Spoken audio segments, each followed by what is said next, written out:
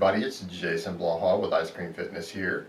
I'm just sitting here, it's a beautiful Sunday morning, and I was drinking some coffee, chilling with Bagpuss.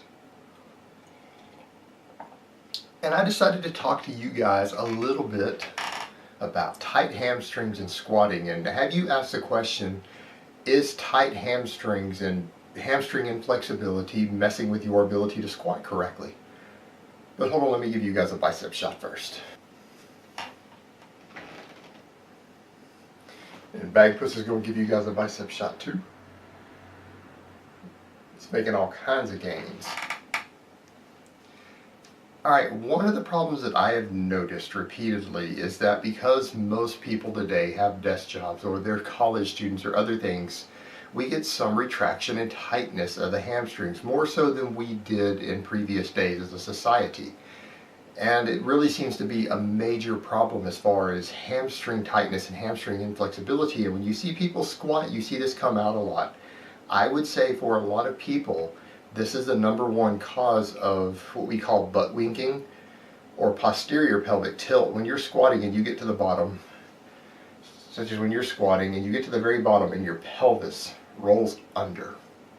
That is usually caused by your hamstrings being too tight and pulling it under. Now, hip mobility can be an issue too, but it's very often the hamstrings. And a lot of people, when they first start squatting deep, the first thing they complain of is lower back pain, lower back stiffness, and sometimes even back injuries. And that is usually because of hamstring inflexibility, and it can even prevent you from being able to get deep enough without it hurting. So that's something that people need to work on. Even if you've been training along, you don't seem to have much of an issue with it. You need to stretch your hamstrings a lot if you have a desk job or you are a student. Because while we've got Bagpuss here and he is amazingly flexible naturally, I mean, just look at that range of motion.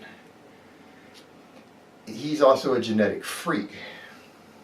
Not all of us have that level of flexibility naturally, and we have to work on that. And again, particularly people whose lifestyle and jobs are going to put their hamstrings into a retracted position for much of the day. You really need to focus on working those. And what I like to do are hurdler stretches. Now you can put one, you guys can Google that easy enough. And if you're early on, you can put it up on the arm of a shallow couch or a stool and do one leg at a time. You stand on one foot, stretch the other. I personally like to stretch my hamstrings out on my countertops in my kitchen. I put one foot up there at a time and reach up, and with my knees locked, I grab my toes and I pull. And that's how I stretch my hamstrings, but not everyone's going to be that flexible. So I would recommend doing that if you're having any depth issues or lower back pain when you try to squat deep, or if you have anyone notice that you get butt winking and your pelvis rolls under at the bottom. You need to work on that hamstring flexibility.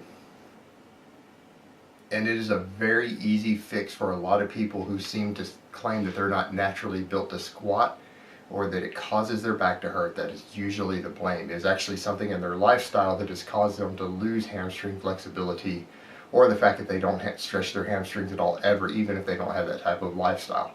So stretch those hamstrings, learn to squat deep. Alright guys, so that's really all I have to say on that today. I hope it has been informative, and I will talk to you guys next time.